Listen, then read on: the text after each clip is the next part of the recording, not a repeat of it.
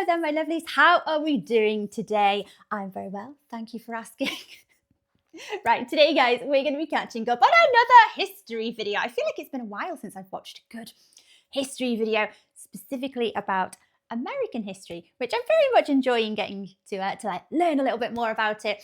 I was quite fortunate. I know I mentioned this a few times. I was quite fortunate in the fact that during my education in high school, I don't think this is very common, but my history class, my GCSEs, we did quite a big block of American history, which is absolutely fascinating. For anyone out there, any pompous older generation Brit or anyone else out there that claims that America hasn't got a history or a culture for that matter, that is absolutely ridiculous. There is a very rich history, and it doesn't just start from, the discovery of the new world. It goes beyond that, and it's much older. And yes, not many of us school goers actually get the opportunity to learn specifically about American history. I think I was in a bit of a minority there, but I consider myself very, very fortunate because it's very, very interesting. But unfortunately, not a lot of Brits will have an awful lot of a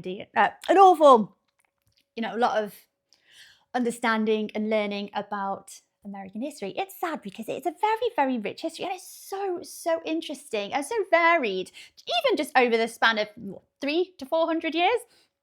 Anyway, I'm blabbing. So this video today has been requested through Buy Me a Coffee from Phil Jones. Thank you so much for your support, Phil. Thank you, my lovely. Now, Phil says, hello, Boomy, long-time watcher, first-time recommender here. Oh, thank you very much. I hope you are doing well. I'm doing very, very well, Phil. Thank you so much. I hope you're doing well. I adore your love of American history. So as a fellow history buff, I'd love to recommend you a video about a long-forgotten piece of our natural history. The American Chestnut Massacre by, Wendigang? I've not heard of this channel before. This is a new channel for me. Wendigang. Okay. Right. Well, if this is lost to the history of many Americans, it means I have no clue. I've never even heard of this before. So here we are. Educate me. Very, very interesting. So the Chestnut Massacre. I have not got the foggiest idea what this is about. I don't know what period of history this is. So let's crack on with the video. I've already done an awful lot of talking. I say that every video. I know. I can't help it. I just chat. I chat away. So let's catch up with this. This is the Chestnut Massacre. Okay. So guys, if you're enjoying these reactions as well, don't forget to like and subscribe. Thank you so much, my lovelies. If you're interested, I have a Buy Me a Coffee account. That link is over here. And if you would like to help support my channel any further, I have a Patreon account. And if you want to check that out at all, that link is in the description just below there. Okay. Every December, a jazz standard drifts through malls and living rooms, in which Nat King Cole croons about chestnuts roasting on an open fire. Yes. It's called the Christmas song, originally written and performed by Mel Torme. I've heard it, you've heard it, and we've all heard it. Absolutely. Probably hummed it to ourselves while putting up Christmas decorations. Yes. But have you ever looked around and asked, hey, where are all the chestnuts? And also, why would I roast those by an open fire? Well, if you've asked yourself this, you're not alone. Most Americans have never seen one roasting because, for most of the 20th century, there have been no chestnuts to roast. The song evokes a memory of a plant that silently slipped out of our collective experience. It's like hearing a tune about rotary phones while scrolling through TikTok. So where are all the chestnuts? Well, the answer to that question isn't just a fun fact. It's the opening chapter of a forgotten American saga. It's the story of a tree that once reigned supreme over a continent, then vanished almost overnight. It involves, and I'm not kidding, mad botanists, secret agents disguised as peasants in China, pioneering plant collectors, railroad tycoons, and poor farming families who would turn the forest floor into their grocery store. It's about what happens when human ambition, both noble and greedy, collides with nature's delicate balance. And as with all good American tragedies, there's a song about it. So if you're ready to journey from the heights of the Appalachian Ridges to the dark halls of the Bronx Zoo, buckle up and let's resurrect the forgotten spirit of the American chestnut. Before I get started, just want to mention that we've extended the sale of the Redacted collection, so you can still get the hat, jacket, shirt, and notebook at the link in the description at wendigoon.shop. It's available for a couple more weeks. Get it while you can, and thank you all for the support. Wendigoon. I cannot actually remember what I've just referred to this channel as before. Oh, Phil, it was because I think you called it Wendigang. It's not Wendigoon. Okay. I'm very, very wrong. Out of the way, we're going to go ahead and get into it, but as always, thank you for watching. Picture the eastern half of North America in the late 1800s. Before highways and clear-cut farms, before skyscrapers and suburbs, a continuous green canopy stretched from Maine to Mississippi. And within that canopy, one tree towered, quite literally, over everything else. The American chestnut. The American chestnut wasn't just a common tree, it was a dominant tree. Conservative estimates suggest that, at one time, over 4 billion chestnut trees blanketed the Appalachian Range. 1 in every 4 hardwoods across the forest was a chestnut, which means that if you looked across a hillside, it would have been hard to miss them. Now, forests of oak, maple, and beech existed, sure, but the chestnut was the monarch. And these weren't modest shrubs. Early foresters described saplings that grew as tall as a person within a couple of years. Mature trees routinely topped 100 feet, and some giants on the western slopes of the Smoky Mountains hit 130. So am I right in thinking that there's not that many chestnut trees across America these days? Is that a wrong assumption to take from this? We've got loads. They've got to be related, haven't they? Maybe it's not exactly the same, the American chestnut, maybe it's slightly different. Maybe I have no idea. Is it different from the European? Trunks that were so large it would take 5 people linking arms to encircle them. Imagine walking through a grove where you feel like an ant looking up at a living skyscraper. Sure, experiences like that aren't uncommon out west, especially with large sequoia trees or redwoods in the California forests. But the East Coast used to have its fair share of green giants as well. The wood these giants produced wasn't just big, it was miraculous. A perfect blend of strength and workability, the timber was lightweight, straight grain, and famously rot resistant, due in large part to its high tannic acid content. In a world before pressure treated lumber, chestnut wood was as close to immortal as a tree could get. Living in the chestnut era meant you were likely surrounded by them, even if you didn't think about it. The tree's honey brown beams held up barns and church rafters. Its shingles deflected rain from your roof, and its split rails marked the edge of your pasture. So a very, very valuable tree. Ever seen an old church or farm with fence posts or ceiling beams from the late 1800s, and you look at them and think, wow, it's amazing those things are still standing. There's a high likelihood that the reason they're still standing is because it's chestnut. Railroad barons quickly realized that they could sink railroad ties into damp ground without fear of rot. So millions of chestnut railroad ties were laid each year. Plant explorer J. Russell Smith, and yes, that is his occupation, joked that by the time an oak acorn grew big enough to be a baseball bat, a chestnut stump had already regrown into another railroad tie. You're probably getting a picture of how important this timber was. Gateposts, chairs, caskets, tool handles, and wine presses were all made from chestnut. A cabin built from a single massive tree stands as an almost mythical illustration of how just one organism could shelter an entire family. On chilly evenings, the smoke from a chestnut fire smelled sweet and earthy.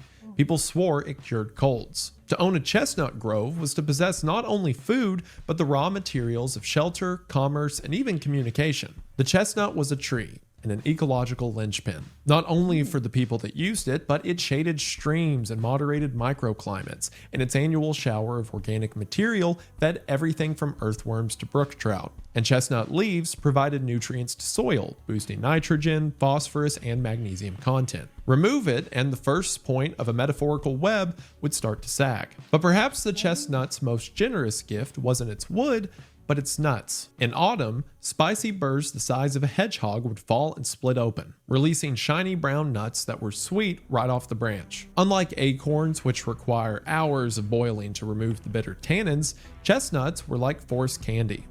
I didn't even know you could eat acorns. Oh, I suppose they must be edible, but are they pleasant to eat? Are they nice?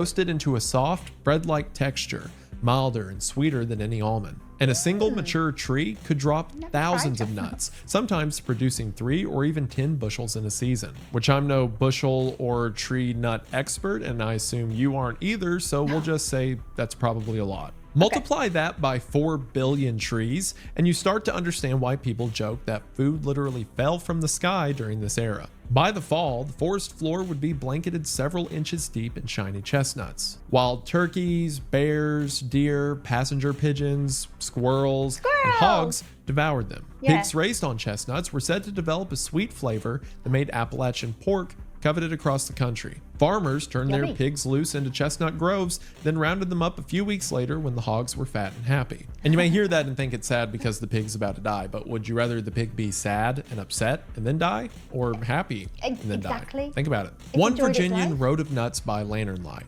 trying to beat the turkeys and hogs to the fallen nut so his family could eat. And as you can imagine, the chestnut was intimately tied to the rhythm of the seasons. In spring, the forest floor would be a mosaic of wildflowers peeking through last year's fallen leaves, and tender chestnut shoots would thrust upward like eager children racing to join the canopy. Its July blossoms coated the hills in a dusting of pollen so thick that locals said it looked like Christmas snow in the summer. Autumn was the festival of abundance. Burrs fell by the thousands, bursting open after the first frost and spilling shiny nuts across. That's not a chestnut. That's a conker, isn't it? That's a buckeye.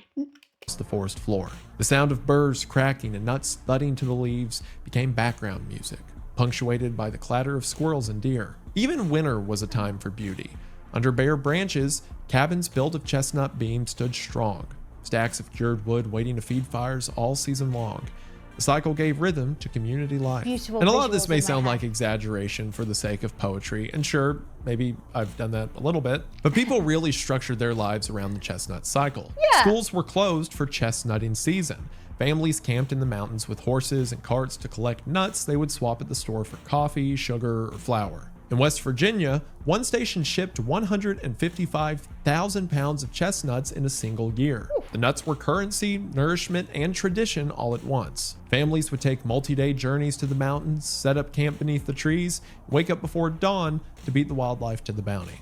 So very, very important to the well-being, the livelihood of an awful lot of people. It's also worth noting, and this kind of relates to the point of the whole video, but is also just something I want to keep perspective of. This was an entire lifestyle to so many Americans not that long ago. Like, think about all the routine things that we're used to now that we kind of take for granted, but they're baked into our normal life. Things like making sure the tread on your tires is good before the winter snow, or making sure all the gaps in your house are sealed up before the spring showers. Sure, with modern agriculture, other than prices going up, most of us aren't used to only getting some foods at certain times of the year. But as far as tradition goes, there's still a lot of things that we even incidentally keep sacred. I'm sure not a ton of us are eating candy canes or drinking hot chocolate in July. But these are things we don't even think about. They're things that just are. And I'm sure for the people that lived back then, the chestnut is simply something that was. Even living in Appalachia, I would hear people talk about it, but I had no experience with the tree myself. It's fascinating and tragic when something that was taken for granted because it was so plentiful becomes something that used to be. Children played games beneath the large canopy of the tree while their parents swapped stories and recipes around campfires. Some nuts were eaten on the spot, others were roasted and mashed into porridge or dried for winter breads. Traders would weigh out sacks in the local store and tally their value against sugar, coffee, and cloth. Returning home with a wagon full of nuts, families knew they had secured another season of sweetness. For lack of a better description, this was an annual harvest that fed communities and provided an economic boost in hard times. It was a staple and a currency. One of the reasons that the American chestnut was such a lifesaver when it came to food is because it didn't require refrigeration. Again, something we take for granted nowadays, but something that used to be hard to come by. Nuts stored well through the winter and could be ground into a sweet, gluten-free flour that thickened stews and made bread. Families roasted them whole, boiled them into porridge, candied them as a treat, and even brewed them into a coffee-like drink when money for actual coffee was scarce. Chestnut flour mixed with cornmeal produced breads that lasted longer and tasted better. Based on this, I can't believe I've not actually tried chestnuts or chestnut-related products. I want to try them now. Than either alone. And in many Appalachian communities, the groves were considered common property. They were open to the poor as much as they were to the landowners. But despite their wide use by the economically disadvantaged, chestnuts weren't just for the poor or the rich. Harvesting chestnuts was one of the few activities that bridged class and race. A child could fill a sack and know that, come winter, there would be something sweet on the table. When you add up the yield of a single tree, which keep in mind these are 10 bushels that can weigh up to 50 pounds each, you realize that a modest grove of chestnut trees could produce, quite literally, tons of food, which was very important at a time when cash crops like wheat or corn might fail. So the chestnut was obviously important from a practical standpoint, but its purpose and use were so ingrained in American society, touching every aspect of people's lives, that it became more than just a plant. Was it quite a hardy supply of food as well? So I know, like, I don't know this chap's name actually. What's his name?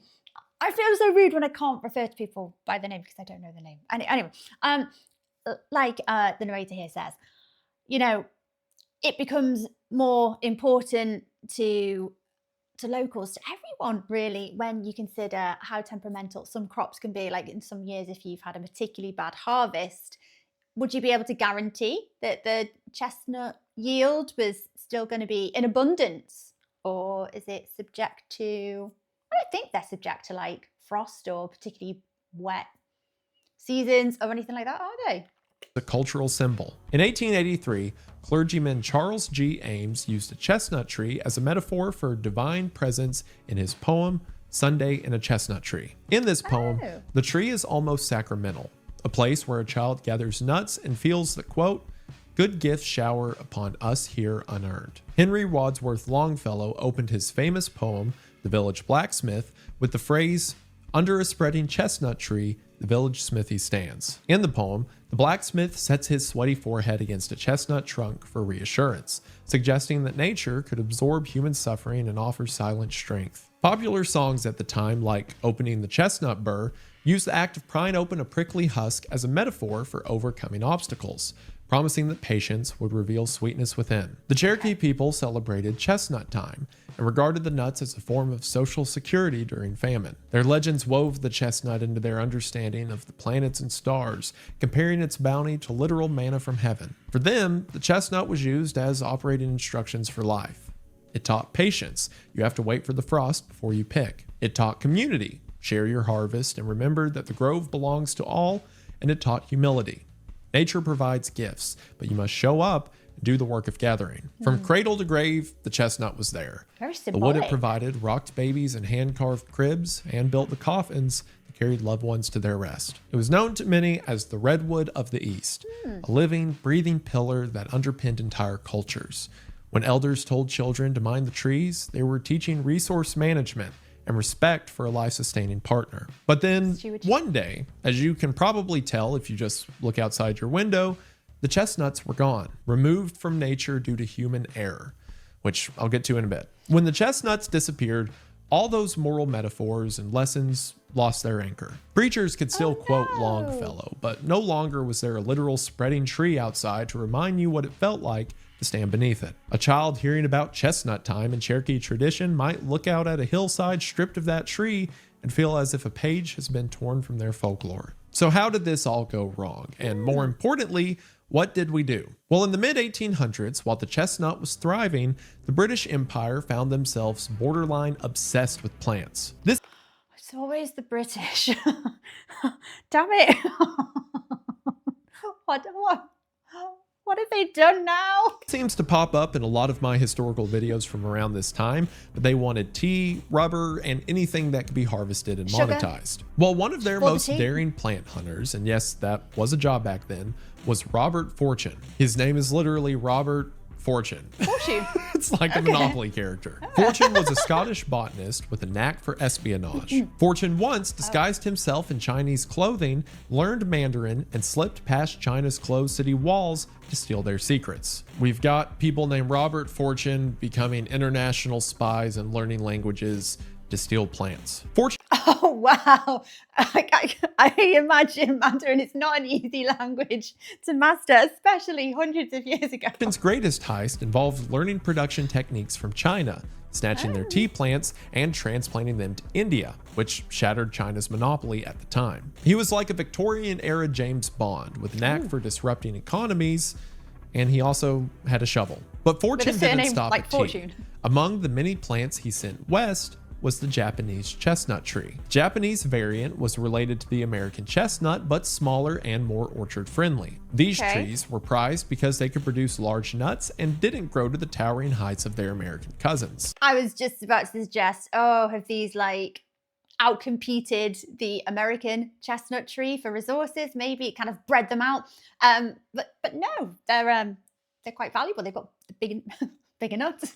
The height of the American chestnut is really cool when it's in a forest, but not really cool if you're trying to grow it in your backyard. I mean, maybe one or two, but you can see how a field of them would become a problem. Because at that point, it's not even a field, you just made a new forest. By the late 19th century, nurserymen like S.B. Parsons of New York and William Perry of New Jersey imported thousands of Japanese chestnuts. Luther Burbank, the famous horticulturalist and plant breeder, planted over 10,000 Japanese chestnut trees in his California nursery. Also, what do you mean you haven't heard of Luther Burbank, the famous horticulturalist? Are you stupid? Mail order catalogs bragged about this exotic tree that you could grow in your own yard.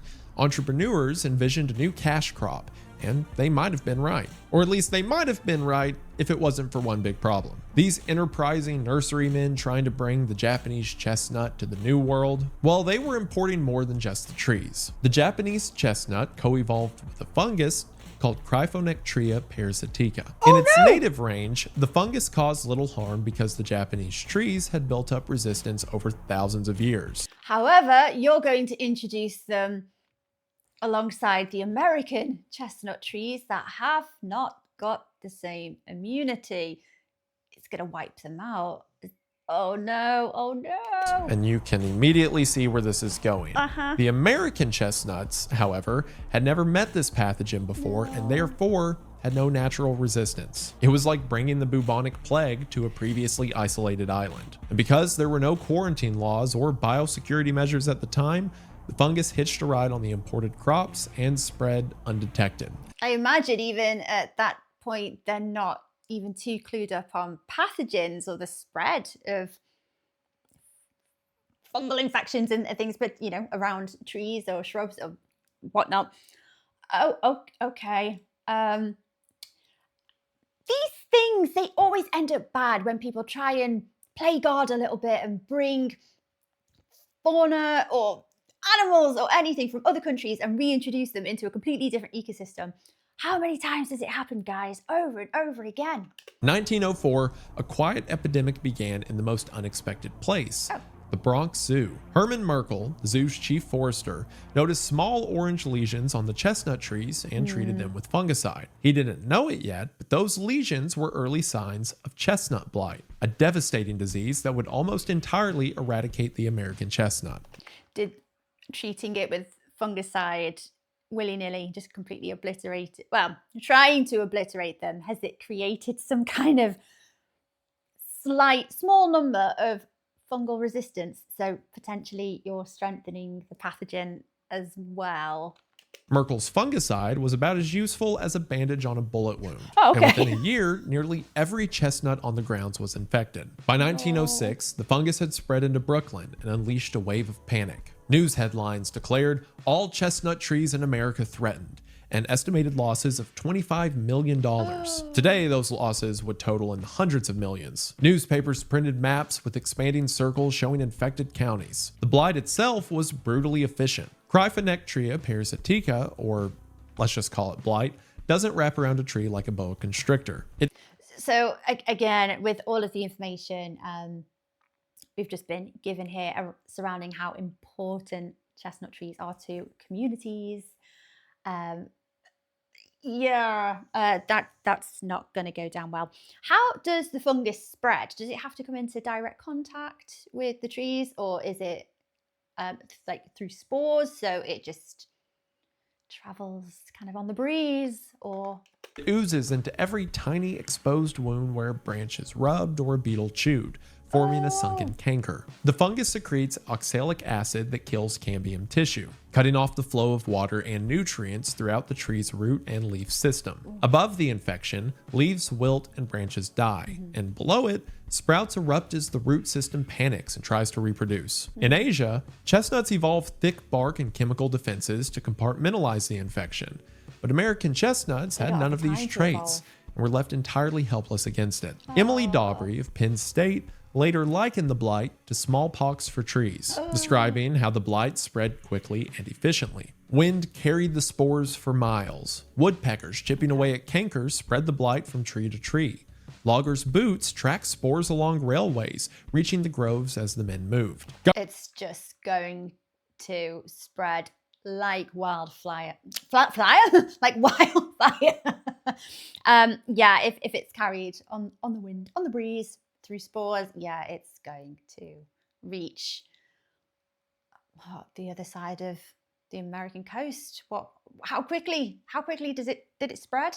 Governments mobilized, or they tried to. State agencies cut down and set fire to entire groves to try and stop the spread. In Pennsylvania, a so-called vigorous control program tried burning, monitoring, and spraying, but it was like fighting an invading modern army with slingshots and arrows. Farmers held meetings. Men carried axes and saws into the woods with orders to chop down any chestnut showing signs of infection and set the logs ablaze. Boy Scouts, trained to identify cankers, marked trunks with ribbons and reported them to state foresters. Children who had grown up climbing chestnut branches watched them bleed orange sap and die within a few seasons. By the time the Plant Quarantine Act passed about 6 years later in 1912, the fungus had already leapfrogged state lines. By 1915, all efforts were abandoned. Governments, farmers, a united community, all had failed to stop the blight. Old-timers spoke of the blight the way one might speak of a war or a plague, as something that came without warning and left only ruins. The journals described the eeriness of walking through acres of dead trees, bark sloughing off like ash. Photographs from the era show forests of ghostly white trunks, bark peeled away, skeletal giants standing like tombstones. Before the blight, it was said that a squirrel using only the tops of the eastern redwood could travel from Maine to Florida without touching the ground. After the blight, there were almost no branches left to leap upon. By the early 1940s, the once dominant tree was effectively gone. Sprouts still emerged, but they were condemned to die before they could set seed. The chestnut that once towered over the eastern forest had been reduced to an understory shrub, a shell of its former glory. It's worth pausing here to consider the wider context that made this disaster possible. The first was a suddenly trendy fascination for botany held by many at the time. Victorian society was gripped with a passion for exotic plants. Yes. Botanical gardens and wealthy patrons financed expeditions to collect orchids, rhododendrons, camellias, And orangeries and conservatories that contained very exotic plants and everything were all the rage. and any novelty that could impress neighbors back home. Local newspapers reported on the exploits of plant hunters, and the public devoured travelogues filled with tales of hardship in faraway jungles and hair-raising escapes. Robert Fortune and his peers were celebrated as heroic figures bringing bounty to the empire. Very few questioned the complex moral circumstances of plant theft, let alone the ecological risks. Fortune justified his disguises and deceptions by arguing that spreading knowledge benefited humanity, which was a common perspective that blurred the lines between exploration and exploitation. He dressed in Chinese clothing not just for camouflage, but because he believed he deserved access to what China kept secret. The irony is that this hunger for novelty paved the way for catastrophe, once the plants that had evolved abroad encountered the naive host at home. These entrepreneurs operated at the intersection of science and commerce. Luther Burbank, the, of course, famous horticulturalist who we're all familiar with, I mentioned earlier, was already famous for creating new varieties of plums, peaches, and potatoes when he planted his chestnut nursery. In his diaries, he boasted of cultivating plants like an artist mixes colors, combining genetics to paint better fruit. He saw the Japanese chestnut as raw material for an improved American crop. In his Santa Rosa orchards, seedlings stretched across fields in neat rows, each labeled and observed. Burbank would walk among them daily, noting which grew fastest and bore the largest nuts. He was driven as much by curiosity as he was by the knowledge that success could mean millions. Coleman Sober, a lumberman in Pennsylvania, took a different gamble. His 300-acre grove represented the faith that a new variety of chestnut could become the next big timber staple. Mail-order catalogs fed the frenzy by promising that any homesteader could strike it rich with chestnuts. Advertisements praised the tree's compact size and the fact that they bore nuts at a relatively young age. And they painted an image of orchard scenes with shaded lawns and baskets overflowing with chestnuts. I suppose they're driven by greed as much as they are curiosity. I get it, and I kind of feel like there's definitely been an ignorance amongst, bringing over different species of animals as well, and plants, but bringing them over because they want them as well. I mean, were they really kept a secret by the Chinese, or is it just a case of they don't want to trade? I have no idea. They're ignorant of the fact that they can carry disease and just not thrive in different environments, or outbreed more local species. So I don't know. Do I think it's totally immoral? I don't think generally it's been immoral. I think it's just been a fair bit of ignorance. But the marketing And never greed, mentioned obviously. microorganisms or intercontinental disease. Had those warnings existed, I'm not sure it would have been enough to dissuade people's excitement for the crops. Good the same point. people who Yeah. quite literally helped sow the seeds of disaster. And I understand that on the one Okay. hand, it's easy to sit here in the 21st century and criticize humankind for not having the knowledge that we do now about biology. And the story does have plenty of characters who deserve their share of the blame. But what sometimes gets lost in the simple narrative of greedy importers, while true in its own right, is the genuine wonder and optimism of the time. When catalogs arrived in local mailboxes, they promised that Japanese chestnuts would transform the poorest hillside farm into a profitable orchard. Parsons wrote glowing pamphlets about how the tree bore early, with nuts as big as a silver dollar. If you're a struggling farmer trying to keep your family fed, why wouldn't you get in on it? Of Perry course. touted them as the ideal tree for small homesteads. Yeah. And as we've well established, in those days, a crop like this could mean the difference between easily feeding your family or watching them starve. Burbank, yeah. ever the showman, wrote in his journals I think about that's feeling like a selfish. magician conjuring new fruits from the soil. He called his Santa Rosa nursery a, quote, world of unsung experiments. Visitors to his fields described row upon row of young chestnuts, each labeled like an experiment in a living laboratory. He would taste nuts from thousands of seedlings, spit some out in disgust, and pocket others with a gleam in his eye. The mail order boom meant that housewives in Iowa and factory workers in Ohio could order a tree by postal card and have it delivered to their door. Newspapers ran testimonials from men who planted one Japanese chestnut and were pulling in extra dollars selling nuts at the train station. Against this backdrop, what warnings there were about invisible fungi sounded about as legitimate as doomsday prophets. Novelty and abundance were highly valued in this era of American culture, and the notion that a microscopic organism could ruin everything probably seemed absurd. Yeah. Until it wasn't. And sure, it's not like Parsons or the people that brought the plant over in the first place had some grand scheme of wiping out an entire American population of tree. It was an accident, sure, but it was an accident that came from carelessness. Even given the nuance mentioned before about how excited the American public was, we also can't pretend that the death of the American chestnut was an innocent mistake. When it comes down to it, the origins of the blight's presence in the US can still be traced back to greed and oddly superficial motives. Stateside nurseries wanted exotic stock. Homeowners wanted ornamental varieties that looked different than the families next door. And I suppose the people profiting from bringing these Japanese chestnuts over, they're cashing in, aren't they, on the notion that, people desperately want to avoid starvation and poverty. So if the promise is, oh, you can plant one of our trees and then you have an abundance, you have a food source, and it's going to be great, of course. So I suppose they are still profiting, aren't they? Okay, so yeah, I'd say it's largely driven by money, as many things are driven by greed.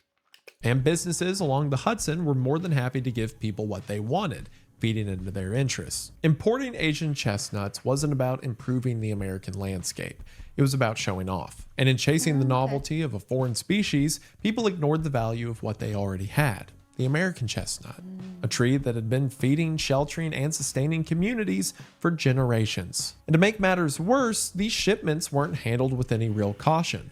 The plant trade of the era basically ran on a handshake and a shipping manifest. Trees arrived infected, sometimes visibly weakened or dying, and they were still planted without quarantine or inspection. Not because people were unaware that disease existed, but because slowing down the trade would cut into profit. Yeah. Greed and vanity don't like being told to wait. And the chestnut blight wasn't the only warning sign of what this carelessness could do. I spoke in my Fordlandia video about how there were several known instances of people trying to import rubber trees only for them to die out or spread disease. And this same era's lax attitudes had already unleashed the gypsy moth, which escaped in New England and went on to destroy millions of acres of forest, leaving entire hillsides bald and ecosystems gutted. The Japanese beetle slipped into New Jersey through the same kind of unregulated plant imports and became one of the most destructive agricultural pests in the country. Both were ecological disasters born from the exact same behavior. Their full stories are for another day, but they underline the same point. This wasn't a one-time accident. It was a pattern of people playing with nature while assuming nothing bad would happen. And how many times do these mistakes have to be made before eventually people learn? I think a lot. Or more accurately, not caring if nothing bad would happen. So when that infected chestnut stalk first reached New York's parks and estates, the inevitable outcome admittedly feels less like an unforeseeable tragedy and more like the inevitable result of human interference. An interference driven by pride, profit, and the belief that the natural world would never push back. Or at the very least, if it did, a lack of concern. It's kind of sad because, oh, it's not kind of sad, it's really sad because America already had this, this super tree, their own chestnut tree. And it's that saying, if it's not broke, don't fix it. Why do you need to introduce a tree that you perceive as being more advantageous, or having more benefits? If oh God, if it just wasn't introduced out of sheer greed, then, those trees would still probably be there. Fall of the chestnut triggered a cascade of ecological collapse. Oh, no. Its annual nut crop had been a keystone resource for countless species. Without it, populations of squirrels, deer, and bears plummeted. 7 species of moths went extinct because their larvae fed exclusively on chestnut leaves. Birds that nested in the cavities of old-growth trees lost their homes. Rivers suffered because their nutrient-rich leaves had fed aquatic insects, which in turn nourished fish. In the early days of ecological science, no one fully understood how tightly bound those strands were. And economically, the loss was catastrophic. Lumber mills and railroads had built their fortunes on chestnuts. Families who had relied on selling nuts for cash were suddenly cut off. The Great Depression only compounded that misery. Oh no, oh my gosh, I hadn't even thought about the consequence of that on the lumber industry. Because as this chap has said here, he's told us earlier that it was a very, very prized wood. It was very, very valuable. Oh gosh. As crazy as it sounds, the tree's disappearance was a social and economic disaster. Yeah. While dollars can be tracked and counted, it was the cultural impact of this loss that may have been the hardest to quantify. Chestnut festivals disappeared, as did the human behaviors that revolved around harvesting them. Songs about chestnutting lost all meaning. Appalachian families, who had built everything from fences to furniture from chestnuts, watched as an entire component of local industry vanished. Communities had to abandon self-sufficient lifestyles that had lasted for generations. The cradle-to-grave tree no longer rocked babies, and coffins would no longer be built out of the tree's wood. The disappearance of chestnuts also created a more subtle grief: the loss of a landscape's personality. Ghost forests are not just visually impactful. They're haunting because they represent a broken promise. Where once there were cool, pleasant groves and the whisper of leaves high overhead, there remained only sunlight, hammering down on an empty hillside, brittle snags that groaned in the wind. People. Oh my gosh, they are ghostly, aren't they? They're like, it's like, well, it is. It's a graveyard of trees, isn't it? I just had another thought as well. So, with the decline of the American chestnuts, what was the next sought after wood? What was the next best tree to use for timber, lumber? Oak,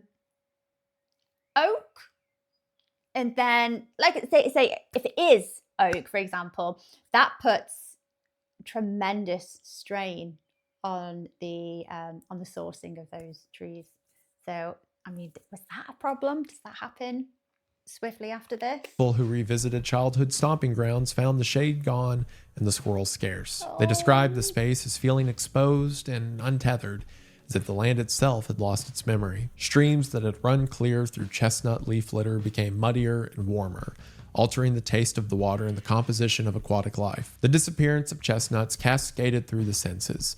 The absence of the nutty aroma in autumn, the missing buzz of bees in summer, the silence where turkeys once clucked. It's in these small absences that the enormity of loss truly becomes real. If the story had ended there, it would have been a tragedy with no hope. Oh, no. Nature, stubborn and patient, rarely gives up so easily. The roots of the American chestnut often survive the blight and send up sprouts. While the majority of those shoots succumbed to the disease, some persisted. Every once in a while, a sapling reached a size large enough to flower and set a handful of nuts. Yay! Those anomalies became living proof of genetic resilience, Yes. and they fueled the dreams of people determined to bring the tree back. So, in the 1980s, the American Chestnut Foundation was founded. Look, if there's one thing you can take away from this channel, it's that there's some sort of foundation or organization for everything. The American Chestnut Foundation embarked on a decades-long effort to breed blight-resistant chestnuts. Their method uses traditional backcross breeding. Cross an American chestnut with a Japanese chestnut that carries blight resistance, then cross the offspring back to pure American stock multiple times, selecting for both resistance and American traits. It's selective tree breeding on steroids. Not literally steroids, just saying that it's a lot, as if it were steroids. Yeah, come into the 21st Again, century. there aren't any. But these things take time. It takes years for each generation to mature and produce pollen and nuts. So the timeline stretches across careers and even lifetimes. Trees planted today are the work of researchers who may never see them tower. Patience and persistence are not just virtues, but necessities, a restoration effort that moves at the pace of a forest. Thousands of hybrid trees now grow on the East Coast, as scientists await the results of their work, hoping for a sign that the strategy is working. Scientists are also using biotechnology to try and preserve the chestnut. One transgenic project inserted a single wheat gene into the American chestnut, producing a line of DNA called Darling 58. This gene allows the tree to detoxify the oxalic acid produced by the fungus. Early greenhouse trials looked promising, and the American Chestnut Foundation petitioned the USDA to allow Darling 58 saplings to be planted in forests. Yay! However, in December of 2023, so only 2 years ago, the American Chestnut Foundation withdrew its petition due to poor performances and high mortality in test plots. Restoration, it turns out, is messy. Hybrid trees survived in some sites and died in others. Traditionalists like the American Chestnut Cooperators Foundation, see, this is what I'm talking about. There's another foundation, would you look at that, are trying to breed pure American trees with natural resistance. Once again, progress is slow, but also once again, saplings keep sprouting. Grassroots volunteers hike into remote hills to find wild sprouts, pollinate them by hand, and record their DNA. Every living chestnut becomes a potential parent.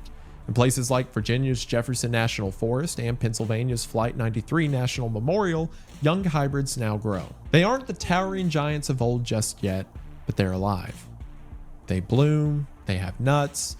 The dream is to see the chestnut saplings once again pierce the canopy and for squirrels to travel branch to branch across the states. Restoration efforts are relying heavily on volunteers.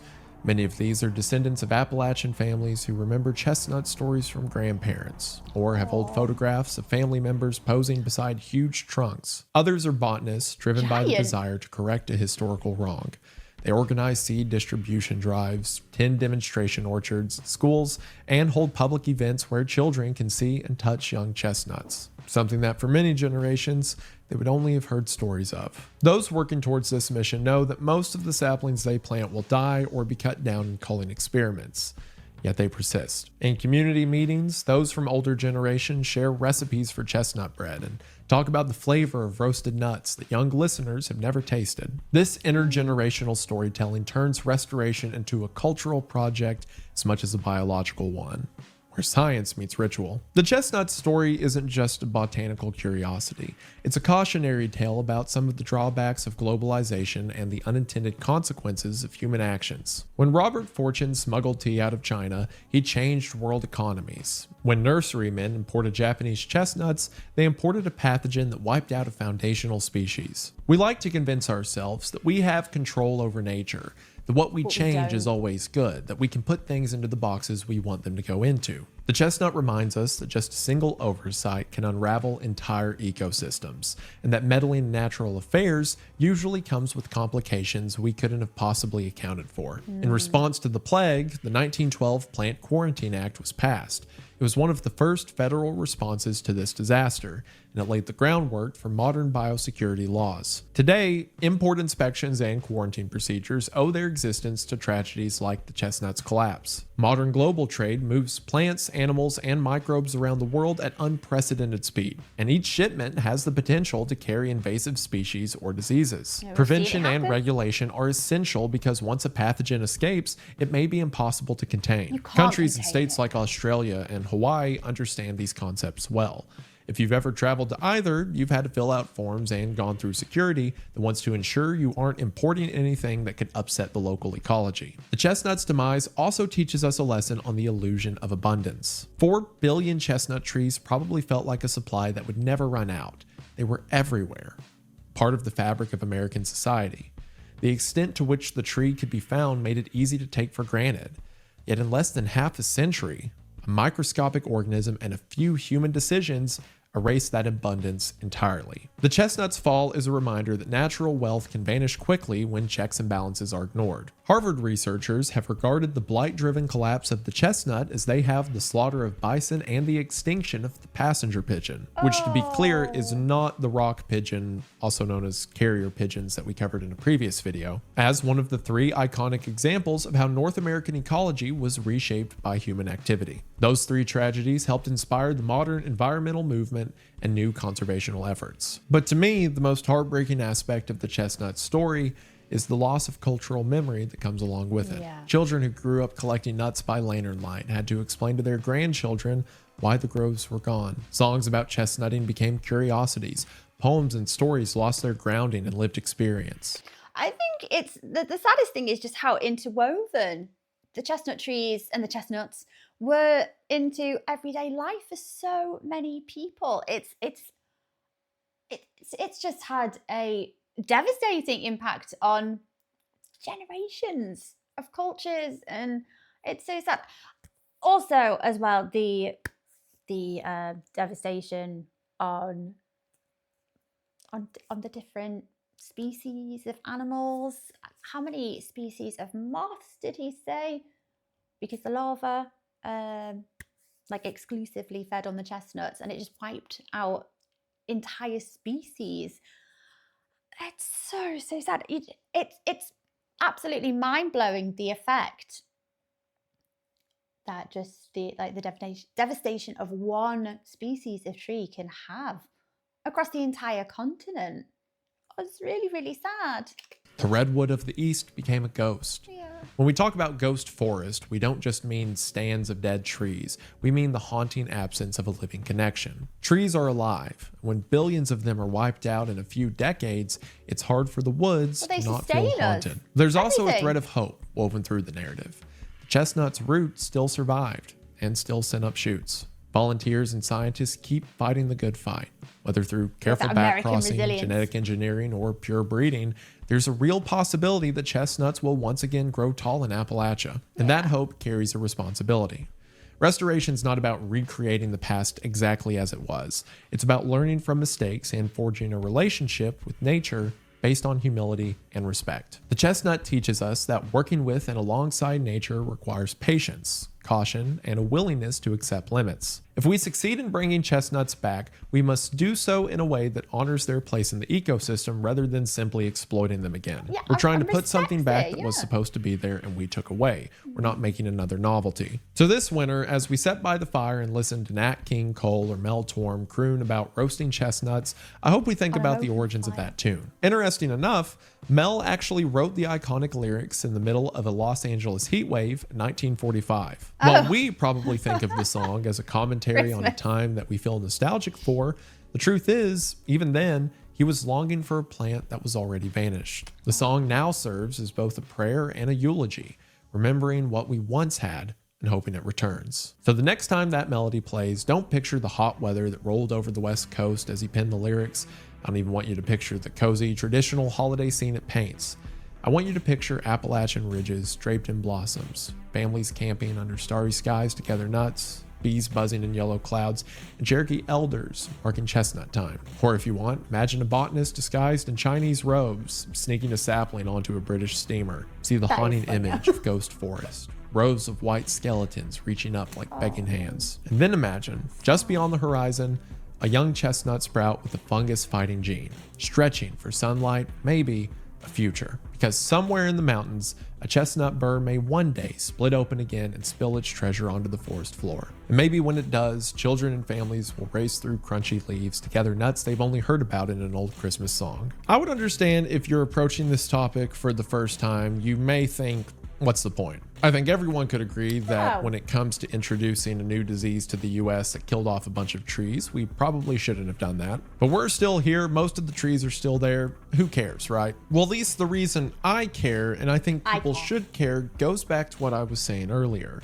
This used to be a way of life for so many people. My grandfather was just a boy when the last chestnuts died across the mountains. But even from him, you could feel the passion of a bygone era. Old bags of chestnuts had the agency of an aged wine. Axe handles and whistles carved from chestnut wood became ancient antiques. There was something there for so many people, and then it was gone. And it was gone because we thought we could do better. We thought we could put it in a box and commodify it and pass it off in a way that suited us. Those who are here from Wendigang will probably hear this story and think it has a lot of similarities to how we dealt with kudzu. That was also a plant from China that was brought in to help agriculture and then killed a bunch of stuff. And I never want to be in a place where I take for granted the steps that were made so that I can take the steps I'm taking now. That way of life brought culture and economy to a region I live in, but to people I've never met. And those people built the foundations of the roads, the cities, and the communities that I benefit from now. But because of one little mistake, something that was so indicative of them and so indicative of the wildlife and nature around them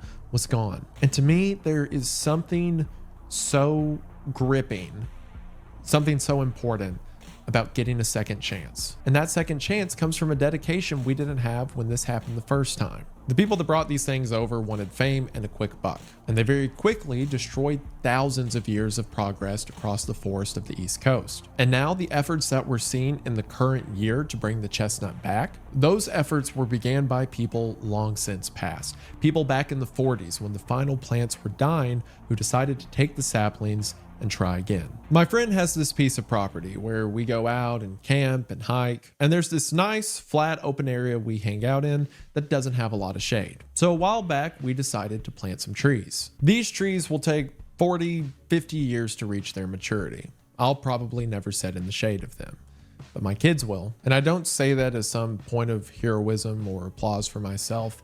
I say that as someone who spent his entire life in the shade. Every tree I sit under was planted by someone who wasn't around to see it. And there's something so heartwarming to me to think that maybe my grandchildren or great-grandchildren will get to sit under the shade of a chestnut tree. And then maybe they, just like family members of theirs generations back they couldn't even list, will look up at the tree and say the same thing they did when they were their age.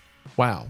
That's a big tree. Growing up in Appalachia and in Appalachian churches, I would always hear it phrased that we are to be stewards of the earth. And I think stewardship is the perfect way to look at it. We don't own the world. It's not ours to do whatever we want whenever we tell it to. But we are supposed to take care of it. And it's so easy for things to get out of place when we act like we own it. And it's always heartwarming to me, especially when it's at home, to see people who act like they care. And hopefully you care about the American chestnut at least a little bit. And above all else, thank you for watching. If I have an excuse to talk about a weird plant incident thing in Appalachia that ties into like kind of the poeticism and resilience of the region, I'm going to do it. This is the second time this has happened now. I promise you it will not be the last. I hope all of you had a very Merry Christmas, and I hope that you have a Happy New Year. We really kicked this channel off this year, and your all support has been incredible. We've been able to grow the team. We've been able to plan out more stuff for 2026. I'm really glad you guys enjoy it, and I hope that you continue to enjoy it as we try to do more cool things for you all. Not to get sappy about the whole YouTube thing after I just got sappy about trees, but really, you guys have made my life a miracle. No It pun means a lot. intended. God proves himself continuously through the people he puts in my life, and that includes you guys. So now I will completely diminish that goodwill by once again inserting a YouTube plug. The Redacted collection again is available at the link in the description at wendigoon.shop. Get it while you can. Everyone who made this video possible will be credited in the descriptions. Be sure to show them some love. And I believe that should do it for now. But before I go, I just want to say thank you for watching. We hope that you enjoyed, and we'll see you in the next one. Bye. Wendigoon. I cannot apologize Also, I want enough you guys for to know that whatever I Randall, called it earlier. the guy that reviews these scripts, put so many jokes in about nut or the word nut or nuts. And I didn't bring them up You didn't because take them I was out. like getting emotional and serious, but I want you to know I had to keep the poker face up through so many nut jokes. So I hope you appreciate that. I mean, yes, but I do appreciate a good dad joke. I wanted to hear the nut jokes. You see what he did at the end there when he said he got a bit sappy? I love them. Oh my gosh. I'm so right. Someone please tell me what this chap's name is, please, so I don't have to keep referring to him as this chap or the narrator. But yes, he mentioned, I was just about to start talking about it. It's stewardship. It's the principle of stewardship, and whether you feel that this is our duty for, for religious reasons, for, your Christian duty, or whichever religion, or just morally, I think it is our responsibility.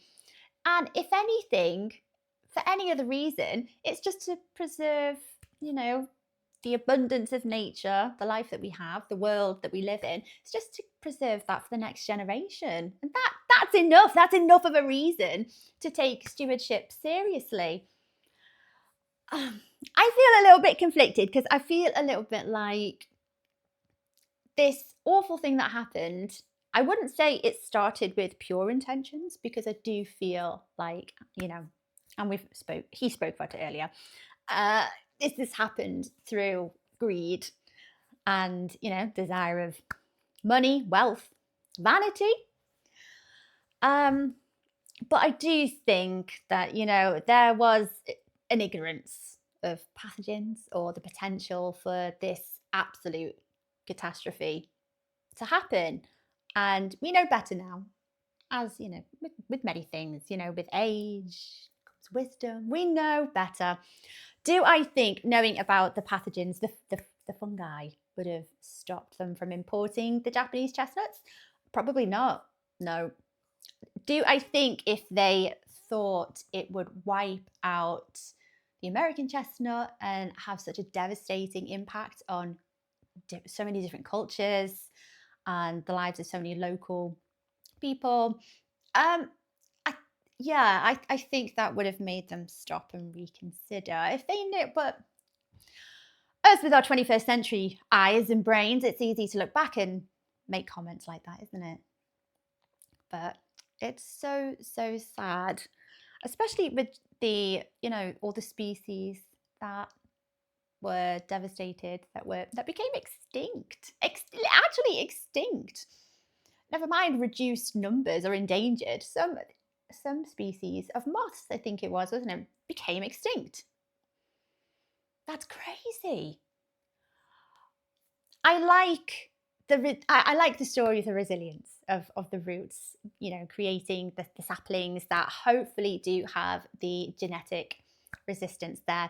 It's that good old American resilience. I like it. It's quite symbolic. So hopefully, I know it takes a long time for them to mature, and this is very much a bit of a waiting game, isn't it? But I really do hope they're able to recreate genetically strong breed of the American chestnut that hopefully will reproduce in abundance and, you know, cover the landscapes of the US once again. That would be lovely. Anyway, guys, I did think in the first place when I saw this title, The Chestnut Massacre, I thought it was talking about an element of a war or a battle. I didn't think it was actually going to be chestnuts. Bit of a shocker there. Thank you so much, Phil, for requesting this video. Very, very interesting. I had no idea. I didn't even know that there was a separate species of chestnut. I suppose the one that we have here in the UK is just like a European chestnut. I didn't even know it was a thing. I didn't know that it's virtually, you know, almost extinct. It's heavily endangered, isn't it now? The American chestnut. I had no idea. So you learn something new every day. So thank you for requesting that video. Again, very, very interesting. Guys, it's been a bit of a long video. I hope you're still with me. If you are, thank you for watching, my lovelies. Take care of yourselves, and I will see you next time. Bye-bye.